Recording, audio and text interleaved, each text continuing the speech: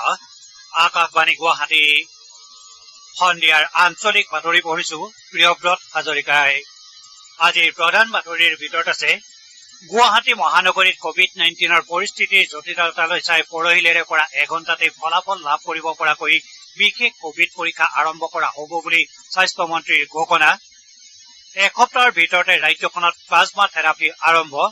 ৰাজ্যত আজি নতুনকৈ 140 জন লোক কোভিড-19ত আক্ৰান্ত। ৰাজ্যৰ খাদ্য প্ৰসংস্কৰণ খণ্ডৰ বাবে সুকীয়াকৈ এটা অভিযান আৰম্ভ কৰিব পৰাকৈ পৰিকল্পনা যুগুত কৰিবলৈ মুখ্যমন্ত্ৰী সৰ্বানন্দ সোণোৱালৰ নিৰ্দেশ। কোভিড মহামাৰীৰ বিৰুদ্ধে যুঁজখনত উত্তৰ পূৰ্বাঞ্চল দেশৰ অন্য ৰাজ্যৰ বাবে আদৰ্শ বুলি ডনাৰ মন্ত্ৰী ডাঃ জিতেন্দ্ৰ সিঙৰ মন্তব্য। প্ৰতিৰোধ আৰু সজাগতাই কোভিড-19ৰ বিৰুদ্ধে প্ৰধান উপায় বুলি কেন্দ্ৰীয় গৃহ সচিব অজয় কুমাৰ ভাল্লাৰ প্ৰকাশ। নাগালেণ্ডক আৰু ছমাহৰ বাবে কেন্দ্ৰীয় চৰকাৰৰ দ্বাৰা অশান্ত অঞ্চল হিচাপে ঘোষণা আৰু ৰাজ্যৰ সাম্প্ৰতিক বানত 22খন জিলাৰ প্ৰায় 11 লাখ লোক ক্ষতিগ্ৰস্ত।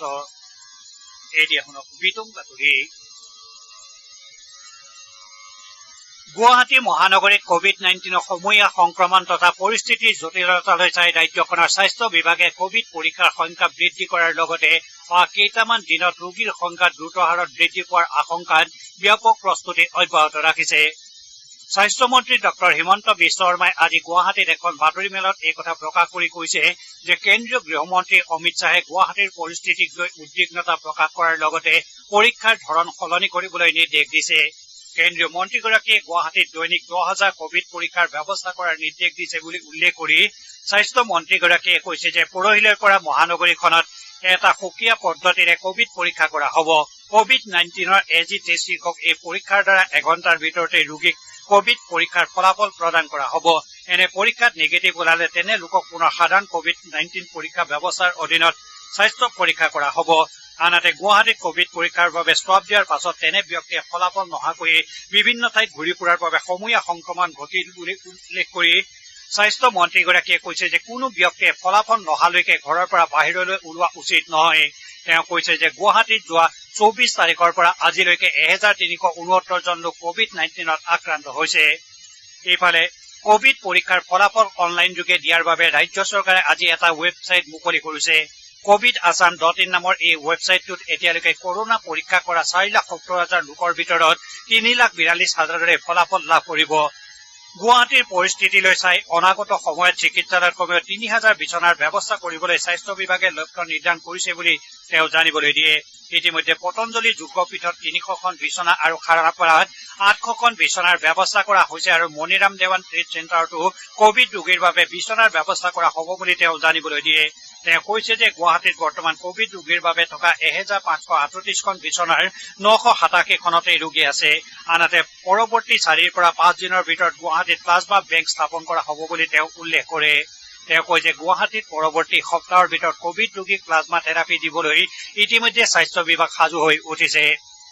স্বাস্থ্যমন্ত্ৰীগৰাকীয়ে পুনৰ কৈছে যে ৰাজ্যখনত বৰ্তমান 13টা গৱেষণাগাৰত কোভিড পৰীক্ষা কৰি থকা হৈছে। গুৱাহাটীৰ মহেন্দ্ৰ মোহন চৌধুৰী চিকিৎসালয়ত আজি এটা গৱেষণাগাৰ মুকলি কৰা হয়। যোৰহাট চিকিৎসা মহাবিদ্যালয়, বি বৰুৱা কৰ্কট প্ৰতিষ্ঠান, GMC কৰ্কট ৰোগৰ চিকিৎসালয়, সোণাপুৰ অসামৰিক চিকিৎসালয় আৰু আয়ুৰ্বেদিক মহাবিদ্যালয়কে ধৰি 15 জুলাইৰ ভিতৰত ৰাজ্যখনত নতুনকৈ 6 পৰা 7টা গৱেষণাগাৰ মুকলি কৰা হ'ব বুলি তেওঁ জানিবলৈ দিয়ে। ইফালে যোৱা 15 দিনত কামৰূপ মহানগৰ জিলাত 19,000 কোভিড পৰীক্ষা কৰা হৈছে বুলি প্ৰসংগক্ৰমে তেওঁ উল্লেখ কৰে। তেওঁ লগতে কৈছে যে কোভিড কেয়াৰ কেন্দ্ৰসমূহত ঘৰত ৰান্ধি অনা খাদ্যও ৰোগীক যোগান ধৰিব পাৰিব।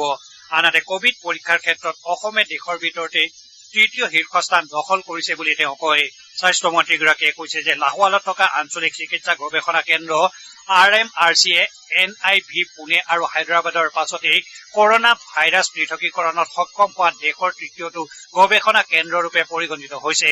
ইয়াৰ ফলত অসমত কোভিড-19ৰ স্বভাৱ আৰু স্থিতি সন্দৰ্ভত বিতংভাৱে অধ্যয়ন কৰাৰ পথ প্ৰশস্ত হৈ পৰিছে। অসমত কোভিড-19ত আক্ৰান্তৰ সংখ্যা 8,547লৈ বৃদ্ধি পাইছে। আজি নতুনকৈ 140 জন লোক কোভিড-19ত আক্ৰান্ত হৈছে। আজি আক্ৰান্ত হোৱাসকলৰ 122 জনেই গুৱাহাটী মহানগৰীৰ। এতিয়ালৈকে 2,885 জন লোক চিকিৎসাধীন হৈ থকাৰ বিপৰীতে 5,647 জন সুস্থ হৈ ঘৰলৈ উভতিছে। অসমত এই পৰ্যন্ত এই ৰোগত আক্ৰান্ত হৈ 12 জন লোকৰ মৃত্যু ঘটিছে। অসমত আৰোগ্যৰ হাৰ 66% আৰু মৃত্যু হোৱা লোকৰ হাৰ 14%। স্বাস্থ্যমন্ত্ৰী ডঃ হিমন্ত বিশ্ব শৰ্মাই গুৱাহাটী মহানগৰীৰ বাসিন্দাসকলক সজাগ হৈ থকাৰ লগতে লকডাউন পালন কৰিবলৈ আহ্বান জনাইছে।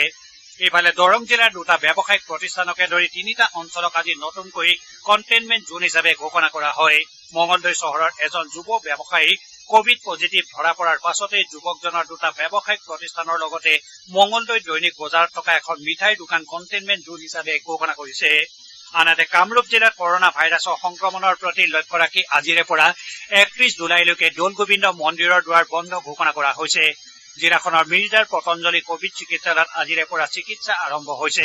দক্ষিণ শালমাৰা মানকছাৰ জিলাত আজি 5জন লোকৰ দেহত কৰনা ভাইৰাছৰ উপস্থিতি ধৰা পৰে। ইয়াৰে 3জন আৰক্ষীৰ লোক বুলি জানিব পৰা গৈছে। ধুবুৰী জিলাতো আজি নতুনকৈ 6জন লোক কভিড-19ত আক্ৰান্ত হৈছে। ইয়াকে লৈ জিলাখনত মুঠ আক্ৰান্তৰ সংখ্যা 416 হৈছেগৈ। মেঘালয়ত আজি আৰু 2জন লোক কৰনাত আক্ৰান্ত হোৱাৰ ফলত ৰাজ্যখনত বৰ্তমান চিকিৎসাধীন হৈ থকা লোক 12জন হৈছেগৈ। ৰাজ্যখনৰ মুখ্যমন্ত্ৰী কনৰাড চাংমাই কৈছে যে শ্বিলঙত থকা এটা সশস্ত্ৰ বাহিনীৰ শিবিৰত পুনৰ আজি 2জন লোক আক্ৰান্ত হোৱাটো নিশ্চিত হৈছে। ইয়াৰ ফলত ৰাজ্যখনত আক্ৰান্তৰ মুঠ সংখ্যা 55 হৈছে আৰু ইয়াৰে 42জন ইতিমধ্যে সুস্থ হৈ ঘৰলৈ উভতিছে। ইপিনে নাগালেণ্ডত আজি বিয়লি আৰু 21জন লোকৰ কভিড-19 পজিটিভ হোৱাৰ পাছত ৰাজ্যখনত আক্ৰান্তৰ সংখ্যাই 500 অতিক্ৰম কৰিলে। আজি পুৱাৰ ভাগত ৰাজ্যখনত 21জন লোক কভিড-19ৰ দ্বাৰা সংক্ৰমিত হোৱাটো নিশ্চিত হৈছে। নাগালেণ্ডৰ স্বাস্থ্যমন্ত্ৰীগৰাকীয়ে জনোৱা মতে আজি বিয়লি আক্ৰান্ত আটাইকেইজন লোক পেৰেণ্ট কোৱাৰেণ্টাইন শিবিৰত আছিল আৰু তেওঁলোক অলপতে বহিৰাজ্যৰ পৰা আহিছিল। মন্ত্ৰীগৰাকীয়ে জনাইছে যে ৰাজ্যখনত বৰ্তমান 319জন চিকিৎসালয়ত আছে আৰু 182জন সুস্থ হৈ উঠাৰ পাছত চিকিৎসালয়ৰ পৰা উভতি গৈছে। মুখ্যমন্ত্ৰী সৰ্বানন্দ সোণোৱালে ৰাজ্যখনত খাদ্য প্ৰসংস্কৰণ উদ্যোগৰ প্ৰচুৰ সম্ভাৱনাৰ প্ৰতি লক্ষ্য ৰাখি মুখ্যমন্ত্ৰী সমগ্ৰ গ্ৰাম্য উন্নয়ন যোজনাৰ অধীনত এই খণ্ডৰ বাবে সুকীয়াকৈ এটা অভিযান আৰম্ভ কৰাৰ বাবে পৰিকল্পনা যুগুত কৰিবলৈ উদ্যোগ আৰু বাণিজ্য বিভাগক নিৰ্দেশ দিছে। গুৱাহাটীত আজি অসম ঔদ্যোগিক উন্নয়ন নিগমৰ কাম কাজৰ পৰ্যালোচনা কৰি মুখ্যমন্ত্ৰীগৰাকীয়ে এই নিৰ্দেশ দিয়ে। শ্ৰীসোণোৱালে এই উদ্যোগটোৰ জৰিয়তে ৰাজ্যখনত পৰ্যাপ্ত পৰিমাণে উৎপাদিত কৃষিজাত সামগ্ৰীৰ মূল্য সংযোজনৰ সম্ভাৱনা উপযুক্তভাৱে বিশ্লেষণ কৰাৰ বাবেও বিভাগক নিৰ্দেশ দিয়ে। তেওঁ কয় যে ৰাজ্যখনত আদা, হালধি, কমলা, আনাৰস আৰু বিলাহীৰ লেখীয়া কৃষিজাত আৰু উদ্যান শস্য প্ৰচুৰ পৰিমাণে উৎপাদন হয় যদিও বজাৰৰ লগত যোগসূত্ৰ স্থাপনৰ অভাৱে খেতিয়কসকলক প্ৰত্যাশিত লাভ আদায়ৰ পৰা বঞ্চিত কৰে। শ্ৰীসোণোৱালে এই খণ্ডৰ সম্ভাৱনা বহন কৰা ক্ষেত্ৰসমূহ চিনাক্ত কৰি বজাৰ ব্যৱস্থাৰ উপযুক্ত মূল্যায়নৰ বাবেও নিৰ্দেশ দিছে। এই ক্ষেত্ৰত ৰাজ্যখনৰ থলুৱা যুৱক যুৱতীসকলৰ মাজত উদ্যমিতাৰ এটা অনুকূল বাতাবৰণ সৃষ্টি কৰাৰ বাবে পদক্ষেপ ল'বলৈ তেওঁ উদ্যোগ বিভাগক নিৰ্দেশ দিয়ে।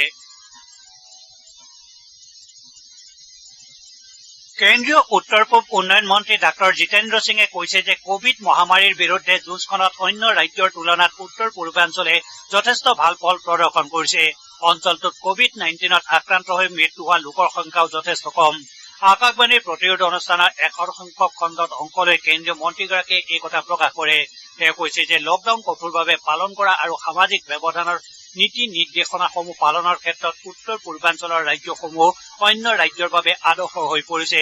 তেওঁ কৈছে যে প্ৰচুৰ সম্ভাৱনাপূৰ্ণ অঞ্চলটোক প্ৰধানমন্ত্ৰী নৰেন্দ্ৰ মোদীয়ে সদায় অগ্ৰাধিকাৰ প্ৰদান কৰি আহিছে। তেওঁ কয়, प्रधानमंत्री नरेंद्र मोदी जी ने जो बहुत अर्ली लॉकडाउन की घोषणा कर दी थी 25 मार्च को, भले ही सारे देश में हुई, लेकिन जितना अच्छी तरह से उसका पालन पूर्वोत्तर में हुआ वो अपने में एक उदाहरण है। सोशल डिस्टेंसिंग के लिए नए नए तरीके इजाद किए गए। जिस प्रकार से गोले बना करके मार्केट में खड़े होने का एक चलन पैदा हुआ, वो नॉर्थ ईस्ट से ही प्रारंभ हुआ और देश भर में उसका अनुसरण किया गया। और यही कारण है कि आज जो हमारी रिवायत थी, जो हमारे वुमेन सेल्फ हेल्प ग्रुप्स थे, उन्होंने फेस मास्क इतने वैरायटी में, so many fanciful face masks that they are now becoming popular all over India. অনুষ্ঠানত অংশ লৈ কেন্দ্ৰীয় গৃহ সচিব অজয় কুমাৰ ভাল্লাই বৰ্তমানৰ পৰিস্থিতিত কোভিড-19ৰ বিৰুদ্ধে প্ৰতিৰোধ আৰু সজাগতাই প্ৰধান উপায় বুলি উল্লেখ কৰি সকলোকে অগ্ৰাধিকাৰ ভিত্তিত সামাজিক ব্যৱধানৰ নিয়ম পালন কৰিবলৈ আহ্বান জনাইছে। তেওঁ কৈছে যে কৰনা মহামাৰীক লৈ শংকিত হোৱাৰ পৰিৱৰ্তে সজাগ হৈহে থাকিব লাগিব। শ্ৰী ভাল্লাই কয়, মই ইউনিয়ন হোম ছেক্ৰেটাৰী অসমৰ ৰাইজকেতো ক'ব বিচাৰিছো কি কোভিড-19 টাইমত আমাক সবক কচিয়াছ থাকিব লাগে। আমাৰ গাইডলাইনছত এটা নেশ্যনেল কোভিড ডাইৰেক্টিভ বুলি আছে। তো তেতো কোৱা হৈছে যে ফেচ মাস্ক বাহিৰত যেতিয়া যাব আপোনাৰ ফেচ মাস্ক লগাব লাগে भीड़ भाड़ इलाका से যাব নালাগে গৈছে যাতে ফিজিক্যাল ডিস্টেন্সিং সোশ্যাল ডিস্টেন্সিং তো মেইনটেইন কৰিব লাগে ৰাইজক 65 ইয়াৰ্ছ আৰু above বা কিবা বেমাৰী কাৰণে আছে তো এভয়েড কৰিব লাগে বাহিৰত যোৱা প্ৰিকশন আমি স্যানিটাইজেশন হ্যান্ড ওয়াশিং এতো যদি আমি লওঁ এই বেমাৰী আমি ইজিলি হ্যান্ডল কৰিব পাৰো এই কাৰণে আমি ভয় কৰিব নালাগে খালি প্ৰিকশন তো ল'ব লাগে মই তো সবক গুজাৰিশ কৰিছো যে তো আপোনালোকে যদি কৰিব এই কোভিড-19 তো আমি চেক কৰিব পাৰো অনুষ্ঠানত অসম চৰকাৰৰ মুখ্য সচিব কুমাৰ সঞ্জয় কৃষ্ণই ৰাজ্যবাসী বিশেষকৈ কামৰূপ মহানগৰ জিলাৰ বাসিন্দাসকলক লকডাউন কঠোৰভাৱে পালন কৰিবলৈ আহ্বান জনায় গুৱাহাটীত কৰোনা ভাইৰাছ সংক্ৰমণৰ শৃংখলাটো ভঙাৰ ক্ষেত্ৰত সকলোৱে পৰস্পৰৰ প্ৰতি সহযোগিতা আগবঢ়ালেহে সম্ভৱ হৈ উঠিব বুলি মন্তব্য কৰে আনহাতে প্ৰতিৰোধ অনুষ্ঠানে 100টা খণ্ড সম্পূৰ্ণ কৰা উপলক্ষে ৰাজ্যপাল অধ্যাপক জগদীশ মুখী মুখ্যমন্ত্ৰী মিডিয়া উপদেষ্টা ঋষিকেশ গোস্বামী আৰু আকাশবাণীৰ বাতৰি বিভাগৰ মুখ্য সঞ্চালক প্ৰধান ইৰা যোশীয়ে অভিনন্দন জ্ঞাপন কৰাৰ লগতে উৰা বাতৰি ৰোধ তথা ৰাইজক সহায় কৰাৰ ক্ষেত্ৰত অনুষ্ঠানটোৰ সাফল্যৰ শলাগ লয় এতিয়া পৰৱৰ্তী বাতৰি সংগীতা শৰ্মাৰ পৰা আপোনালোকে আঞ্চলিক বাতৰি শুনিছে আকাশবাণী গুৱাহাটী কেন্দ্ৰৰ পৰা কেন্দ্ৰীয় চৰকাৰে নাগালেণ্ডক আৰু 6টা মাহৰ বাবে অশান্ত অঞ্চল হিচাপে ঘোষণা কৰিছে সমগ্ৰ ৰাজ্যখনতে অহা ডিচেম্বৰ মাহৰ শেষলৈকে এই অশান্ত অঞ্চলৰ সময়সীমা বাহাল থাকিব গৃহ মন্ত্ৰালয়ে কালি প্ৰকাশ কৰা এখন বিজ্ঞপ্তিযোগে কৈছে যে সমগ্ৰ ৰাজ্যখনতে অব্যাহত থকা অশান্ত আৰু বিপদজনক পৰিস্থিতিৰ বাবে জনসাধাৰণৰ সুৰক্ষাৰ দিশটোৰ প্ৰতি দৃষ্টি ৰাখি সশস্ত্ৰ বাহিনীসমূহ নিয়োজিত কৰাটো অতি প্ৰয়োজনীয় হৈ পৰিছে গৃহ মন্ত্ৰালয়ে কয় যে 30 জুনৰ পৰা কাৰ্যকৰী হোৱাকৈ সমগ্ৰ ৰাজ্যখনতে সুৰক্ষা বাহিনীৰ বিশেষ ক্ষমতা আইনৰ জৰিয়তে কেন্দ্ৰীয় চৰকাৰে আৰু 6 মাহৰ বাবে অশান্ত অঞ্চলৰ ম্যাদ বৃদ্ধি কৰিছে কোহিমাত অহা 30 জুলাইত ত্ৰয়োদশ নাগালেণ্ড বিধানসভাৰ 6খন অধিৱেশন অনুষ্ঠিত হ'ব নাগালেণ্ডৰ ৰাজ্যপালগৰাকীয়ে অহা 30 জুলাইত 9:30 বজাত বিধানসভাৰ অধিৱেশন অনুষ্ঠিত কৰাৰ বাবে ইতিমধ্যে আনুষ্ঠানিক অধিসূচনা জাৰি কৰিছে ৰাজ্যখনৰ বান পৰিস্থিতি আজিও অপৰিৱৰ্তিত হৈ আছে শেহতীয়া বানত অসমৰ 21খন জিলাৰ 59টা ৰাজহ খণ্ডৰ 2197খন গাঁৱৰ প্ৰায় 15 লাখ লোক ক্ষতিগ্ৰস্ত হৈছে বানৰ ফলত ৰাজ্যখনত এতিয়ালৈ 33 জন লোকে প্ৰাণ হেৰুৱাইছে ৰাজ্যৰ বিভিন্ন ঠাইত স্থাপন কৰা 254টা আশ্ৰয় শিবিৰত 15,000তকৈও অধিক লোকে আশ্ৰয় গ্ৰহণ কৰি আছে শেহতীয়া বানত 87,000 হেক্টৰতকৈও অধিক পৰিমাণৰ কৃষিভূমি ক্ষতিগ্ৰস্ত হৈছে কৃষিভূমিৰ লগতে পশুধনৰো ব্যাপক হাৰত ক্ষতি হয় আনহাতে এনডিআৰএফ আৰু এছডিআৰএফৰ জোৱানসকলে বানত ক্ষতিগ্ৰস্ত অঞ্চলসমূহত উদ্ধাৰ অভিযান অব্যাহত ৰাখিছে বাক্সা জিলাৰ শালবাৰী মহকুমাৰ অন্তৰ্গত উদালগুৰি গাঁৱত বেকী নৈৰ খহনীয়াই ভয়ংকৰ ৰূপ ধাৰণ কৰিছে ৰাজ্য চৰকাৰৰ পৰ্যটন মন্ত্ৰী চন্দন ব্ৰহ্মই গাঁওখনত উপস্থিত হৈ খহনীয়াৰ কবলত পৰা ৰাইজৰ দুখ দুৰ্দশাৰ বুজ লয় গোৱালপাৰা জিলাত বান পৰিস্থিতি আজিও জটিল হৈ আছে 148খন গাঁও বানত ক্ষতিগ্ৰস্ত হোৱাৰ লগতে 4টা ৰাজহ চক্ৰৰ 94,000তকৈও অধিক লোক বানৰ কবলত পৰিছে প্ৰশাসনে স্থাপন কৰা 15টা আশ্ৰয় শিবিৰত 1,000তকৈও অধিক লোকে আশ্ৰয় গ্ৰহণ কৰি আছে ইফালে গড়কাপ্তানী বিভাগৰ মন্ত্ৰী যোগেন মোহনে আজি ধেমাজি জিলাৰ বান পৰিস্থিতিৰ বুজ লয় মৰিগাঁও জিলাৰ সামগ্ৰিক বান পৰিস্থিতি আজিও জটিল হৈ আছে জিলাখনৰ লাহৰীঘাট বুঢ়াগাঁও মায়ং ৰাজহ চক্ৰৰ 2 শতাধিক গাঁৱৰ 1 লাখৰো অধিক লোক বানৰ কবলত পৰিছে ইপিনে বানত এটা প্ৰাপ্তবয়স্ক গড়ৰ মৃত্যু হৈছে বনমন্ত্ৰী পৰিমল শুক্লবৈদ্যই পবিতৰা অভয়াৰণ্য আৰু কাজিৰঙা ৰাষ্ট্ৰীয় উদ্যানত উপস্থিত হৈ আজি পৰিস্থিতিৰ বুজ লয় তেওঁ বন্যপ্ৰাণীসমূহৰ সুৰক্ষাৰ বাবে গ্ৰহণ কৰিবলগীয়া ব্যৱস্থাৱলী সন্দৰ্ভত বিষয়াসকলৰ সৈতে আলোচনাত মিলিত হয় ডিব্ৰুগড় বিশ্ববিদ্যালয়ৰ আজি প্ৰতিষ্ঠা দিৱস বিগত 55 বছৰে বিশ্ববিদ্যালয়খনে সুযোগ্য ছাত্ৰ ছাত্ৰী গঢ়াত বিশেষ বৰঙণি আগবঢ়াই আহিছে বাতৰি শেষ কৰাৰ আগতে প্ৰধান বাতৰি কেইটামান থোৰতে আকৌ এবাৰ পঢ়ি দিছো গুৱাহাটী মহানগৰীত কোভিড-19ৰ পৰিস্থিতিৰ জটিলতালৈ চাই পৰহিলৈৰে পৰা এঘণ্টাতে ফলাফল লাভ কৰিব পৰাকৈ বিশেষ কোভিড পৰীক্ষা আৰম্ভ কৰা হ'ব বুলি স্বাস্থ্যমন্ত্ৰীৰ ঘোষণা এসপ্তাহৰ ভিতৰত ৰাজ্যখনত প্লাজমা থেৰাপি আৰম্ভ ৰাজ্যত আজি নতুনকৈ 140 জন লোক কোভিড-19ত আক্ৰান্ত ৰাজ্যৰ খাদ্য প্ৰসংস্কৰণ খণ্ডৰ বাবে সুকীয়াকৈ এটা অভিযান আৰম্ভ কৰিব পৰাকৈ পৰিকল্পনা যুগুত কৰিবলৈ মুখ্যমন্ত্ৰী সৰ্বানন্দ সোণোৱালৰ নিৰ্দেশ আৰু কোভিড মহামাৰীৰ বিৰুদ্ধে যুঁজখনত উত্তৰ পূৰ্বাঞ্চল দেশৰ অন্য ৰাজ্যৰ বাবে আদৰ্শ বুলি ডোনাৰ মন্ত্ৰী ডাঃ জিতেন্দ্ৰ সিঙৰ মন্তব্য আমাৰ আজিৰ সন্ধিয়াৰ আঞ্চলিক বাতৰি ইমানতে শেষ হ'ল